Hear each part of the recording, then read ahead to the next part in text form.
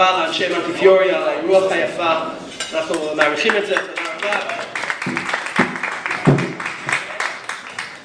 I'd like to call upon for our first speaker, Daniel Dorman.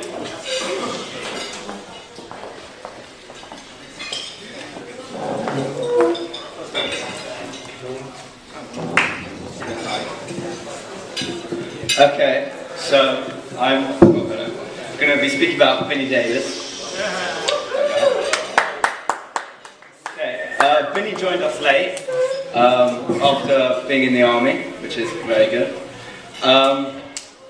It was impressive and really inspirational to see someone who comes very late into the year, and when everyone's already quite settled and you think nothing's going to change, and he came in and he kind of took the issue by storm, started new initiatives. He really made his presence felt from the time he first walked in. It's impressive to see his dedication to Am Yisrael. He really wants to change the world, which is really an inspirational, unbelievable thing. I would describe him probably as a less crazy Hanan. It's probably his English parts, his English roots, although he's now Israeli. He gets the crazy from Israel. He gets the kind of normal, kind of salient calmness from his English roots, which we're all very proud of.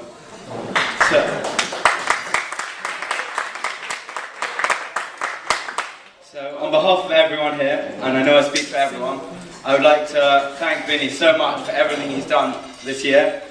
On behalf of everyone, especially myself, great night, Seder Chavrusa.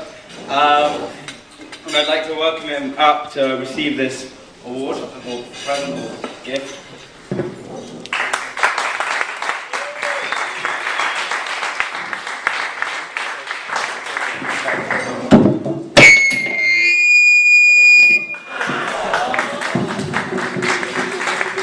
It still works, it still works.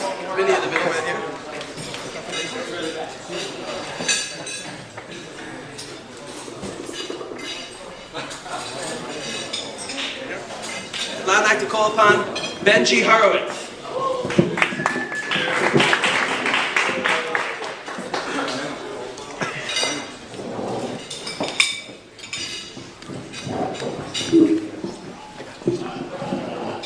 So I'm here to talk about Eli Waltog.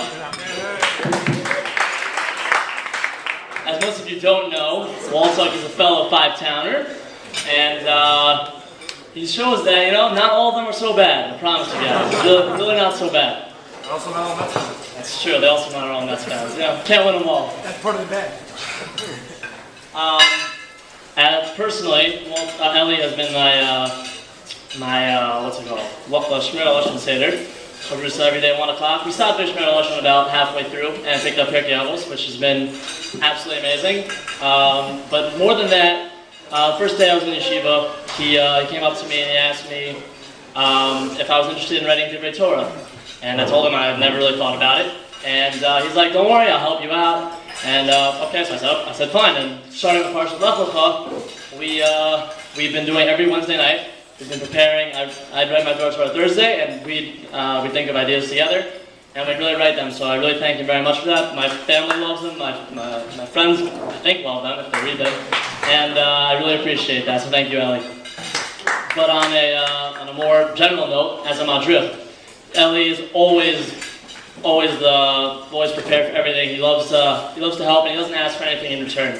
He doesn't seek any kavod. He really doesn't, and we really should give him that because that's what he deserves. So, Josh Krach to Eli on a fantastic year.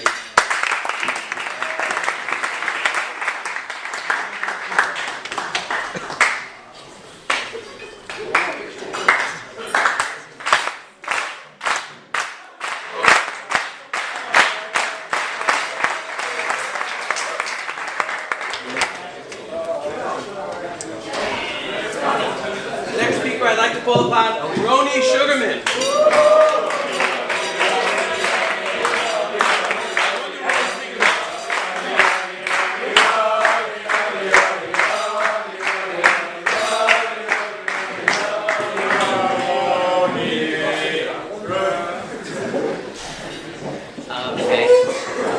Although I could easily fill up the time I was given to speak about Tzvi, talking about his self-discipline and his extreme dedication to learning alone, which truly are unparalleled.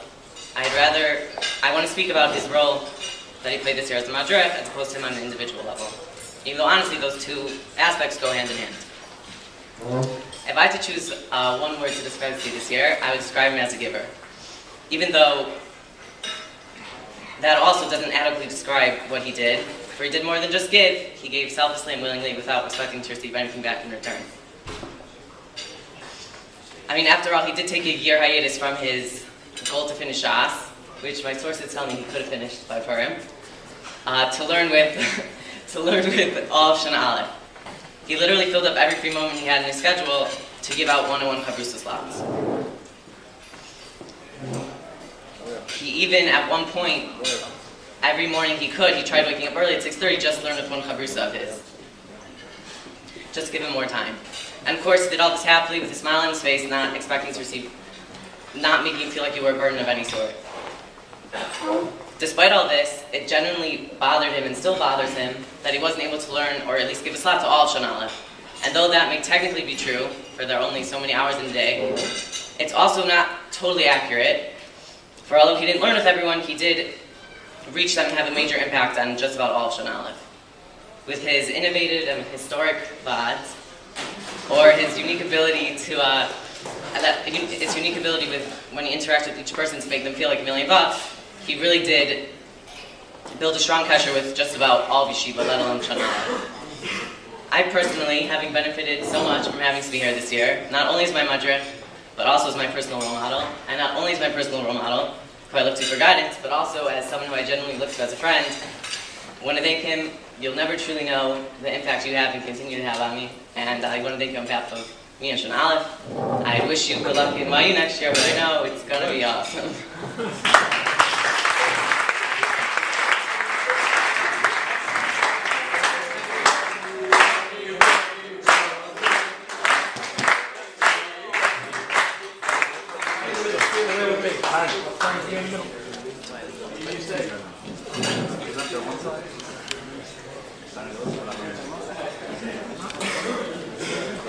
While we're hearing the speeches, I'm going to pass around the book so people can write their thoughts in the Sefer Zichronos. We'll start here at this table. People should pass it from table to table. One of the reasons we ask people to bring a pencil, there is a second reason, which goes by the acronym FMTM. That's what we call it, but it's a secret, and we'll hear more about it later. For now, please fill out the book, and we'd like to call up Mr. Levine to share some thoughts with us.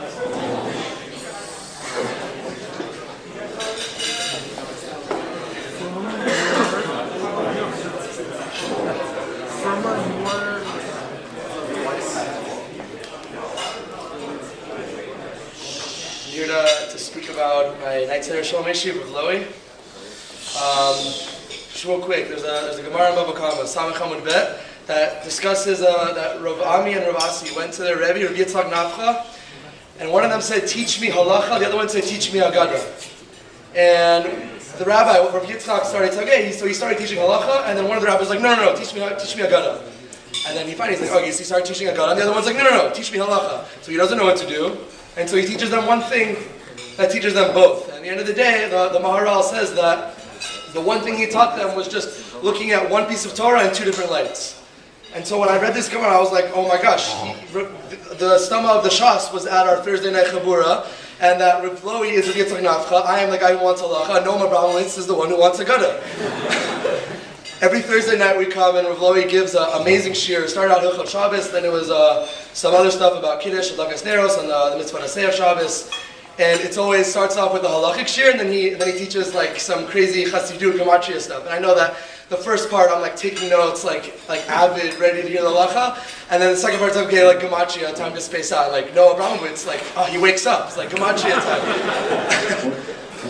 But in truth, what the Maharal was saying about the Gemara is that really, Rav Yitzchak Nafcha, his ability was to take one piece of Torah and shed the two different lights on it. And that's really what Rav Lowy has taught me with every single part of Torah, every single time I ask him a question, every time we go to his house, every time we have a Thursday night Chabura, he's able to take a piece of Torah that is different for every single one of his Talmidim and relates to them in a different way. And that I know that the way he relates to me is different than the way he relates to Noah and to the rest of the people in our Chabura. And he's able to relate to each one of us on an individual level, and he's a tremendous mechanech. I know he's not so well known. He came in halfway through the year, so a lot of people don't really know him. He's in the back right there. You guys, he's coming back next year. Thank God. I recommend that every single person try to get to know him next year. If you're coming back again, if not, then you should know that he was a tremendous addition to our Beit Midrash. And on behalf of his Chabura and really all of Shana Aleph, please come accept your gift.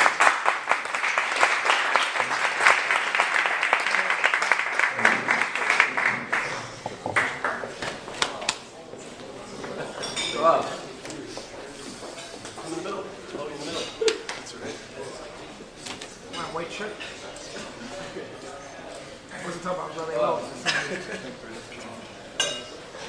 Okay, we'd like to call upon now Yahoo The Brick.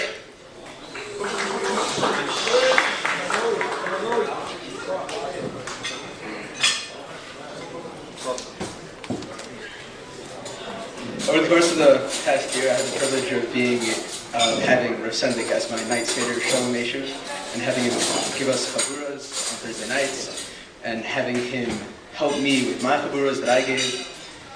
It was a true pleasure to be able to be in Rav Sendik's chabura. He was somebody who, during night seder, you were able to go up to him and ask him a question in any part of whatever you were learning. I believe in our own chabura, there are people at any random point in Chorusman doing Daf Yomi Masechta, Bava Kama, Rosh Hashanah, Yoma, Shavuos, Chagiga, Shabbos, Brachos, and at any point in time, everybody would just go and ask Rav Sendik a question pertaining to all of them. And he would be able to answer them, look at the Gemara, and be able to do it with ease. But this isn't what I think made Rav Sendik so marvelous to be on our staff. What I thought was the most amazing thing was that he would be able to learn something, and after he would go through it, he would really know how to take that and have that impact his life properly. That, I believe it's in Bava Kama, that where they speak about that. You're supposed to learn Bava Kama in order to really, in order to really get some more musar out of it, that really you'll become a better person out of Bava Kama. I don't know how much about learning about ox, goring another ox, helped me so much in musar, but Rav Sendik is the type of person that when he learns these kinds of things, he really takes it to heart, and he really takes that and he learns the musar out of everything, and he learns the practical thing out of everything that he's learning, and he brings it all back to halacha and how much it's supposed to impact him. After Shavuos, the second day of Shavuos was on a Thursday night, and I recall mentioning to him that I was going to be doing the Shon Bet Shalom, and we weren't so sure how we were supposed to go about it. And Rav Sendik immediately, he stopped, he sat down, and I believe it was for a half hour, we discussed all the different isurim that I needed to avoid. Because I held a day and a half, and we were trying to figure out how exactly we were supposed to be able to go about it. And Rav Sendik was the type of person that was able to sit down with me, deal with me, and he knew everything to go about. Just one last thing I recall we went to his house for Hanukkah, I believe, and right after we stepped out the front door, it's a good thing Eli Gasworth isn't here. Eli Gasworth turned to me, it's like, he's such a tzaddik. Just like, right after, like, you're able to see just in everything that he does it with true emunah, he does it following the halacha, and he does it with all his heart. So, on behalf of our whole chabura and everybody else on the base medrash who asked you their many shilas, thank you very much for Sunday.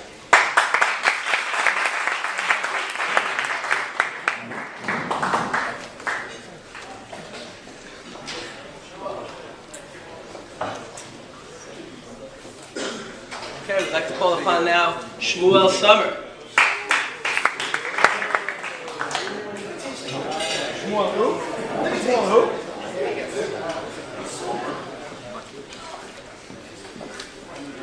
So when I visited Yeshiva last year, I was walking out of Yeshiva and I saw this guy on a bike screaming and singing he was singing Eretz Yisrael and singing songs about Israel. I had heard that Hakotel is overly obsessed with Israel. I didn't realize it was to this much of an extreme at the time. That's what was going through my mind. Then again, a few days before Yeshiva, we all got an email from Hanan saying, not only are we coming to learn Torah in Israel, we're coming to learn Torah Israel, experience the land of Israel. And again, it all freaked me out a lot more. As we all got to know him a little more, starting Poland and on from there, I realized not only is he not completely insane, he's a true role model and inspiration for all of us. He pushes us to stand for what we believe in and always work our hardest in everything we do. He's always thinking, how could I contribute the most possible to Am Yisrael, and how can I play my role? He worked hard to and succeeded to instill many lessons that will last for life. On a personal note, when my family was here for Pesach, he took us on a trip to East Jerusalem, actually to Kibbutz Zion, where we were this morning, and that showed that his role is to be a Rosh Madrich. His job is not to take individuals and their families over Pesach break and Bein Hazmanim to East Jerusalem, but he did that anyways. All the activities and the trips that he planned take tons of time. They're a lot of fun, and all that's great. Hanan, on behalf of the Yeshiva and Shana Aleph, I'd like to thank you for everything you did for us. The year would not have been the same without you.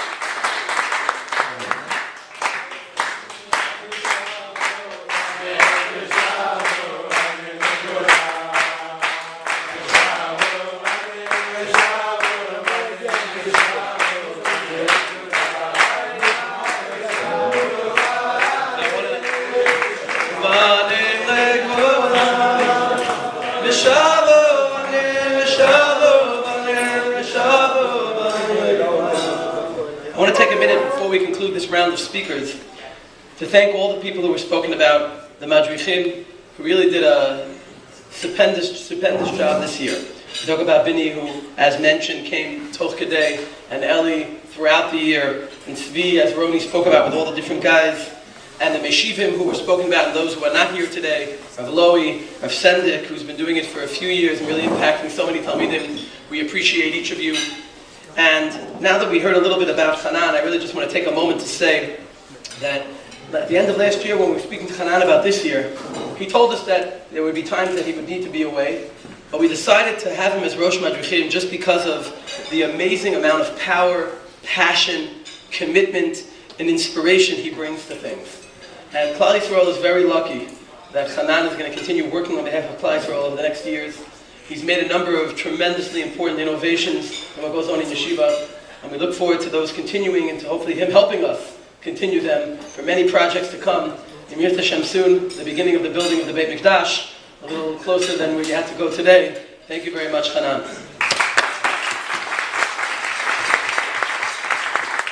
Our last speaker for now we'd like to call upon, and I want to thank Noah for taking care of the music today and everything else throughout the year, and now ask him to speak. Noah Abraham.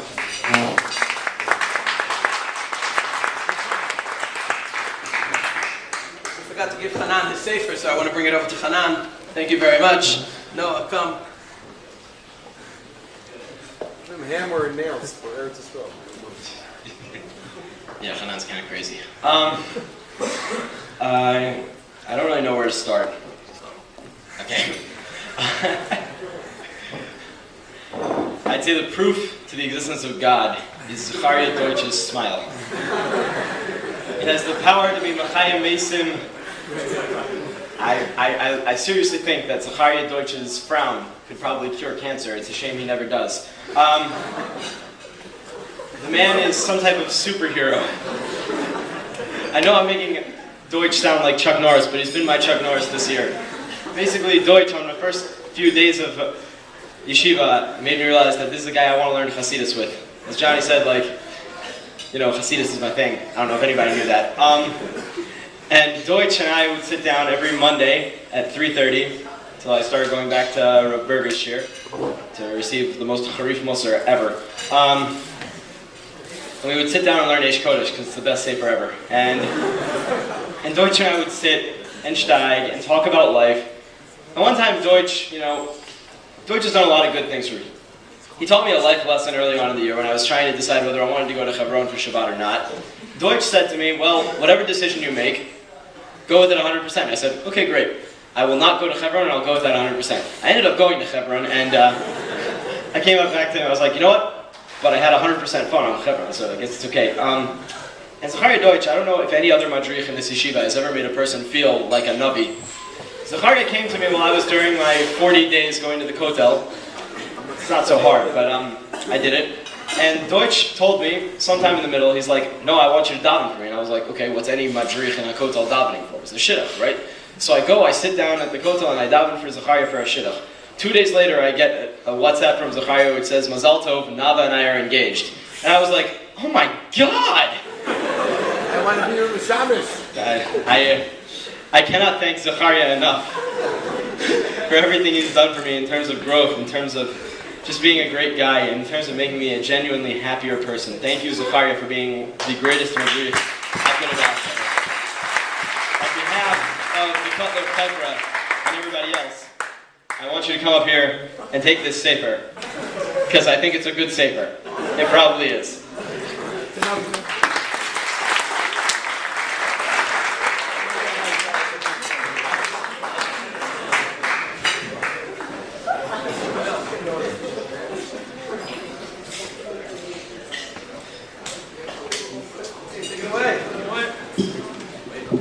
You stay here, you're the star of the event.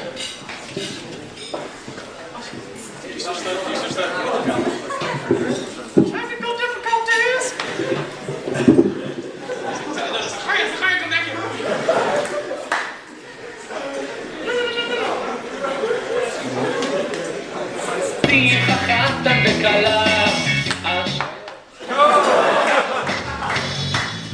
For the wrong one.